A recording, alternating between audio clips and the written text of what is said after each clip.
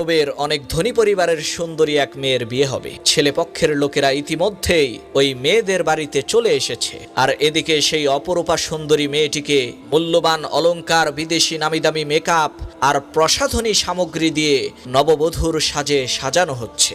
এমন সময় মাগরিবের আজান হয়ে গেল। তখন সেই মেয়েটি তার মাকে বলল, মা, আমি আগে ওযু করে নামাজ পড়ে নেই, এরপরে না হয় মেহমানদের সামনে যাব। মেয়েটির এই কথা শুনে তার মা আশ্চর্য হয়ে বলল, কি সব জাতা বলো? মেহমানরা তোমাকে দেখার জন্য নিচে অপেক্ষা করছে, আর তুমি বলছো ওযু করে নামাজ পড়বে? ওযু করলে তো তোমার সমস্ত মেকআপ আর সাজুগুজু নষ্ট হয়ে যাবে। নামাজটা না হয় তুমি পরেই পড়ে নিও, এই মুহূর্তে কোনো ক্রমেই তোমার ওযু করা ঠিক হবে না। তখন সেই মেয়েটি বলল, মা, আমি আল্লাহ তাআলার নাফরমানি করে কোনো মানুষকে খুশি করতে পারবো না। যদি কারো সামনে আমার সৌন্দর্য প্রদর্শন করতেই হয়, তাহলে আমি সেটা আল্লাহর সামনেই করব। এই কথা বলে সেই মেয়েটি ওযু করে নামাজের মুসল্লায়